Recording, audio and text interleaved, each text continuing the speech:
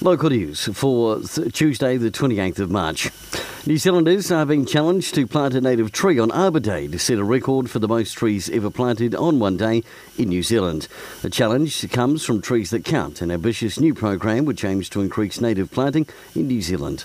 New Zealand's first Arbor Day, of course, was on the 3rd of July in 1890 in Greytown. Trees That Count is a conservation program developed to inspire every New Zealander to join the movement to plant millions more native trees for future generations. In 2016, Greytown launched a marketing campaign to promote itself as a quality and distinctive weekend getaway and shopping destination. The campaign included a website, social media platforms and a song called Your Town, written and performed by Barry Saunders. The video, along with other promotional activity, has spread the message that Greytown is a unique and special destination shopping town, and it's no surprise that retailers are embracing the opportunity to open for business on Easter Sunday. And in sport, Wairarapa United will kick off their 2017 Central League campaign with the home game against Miramar on Saturday.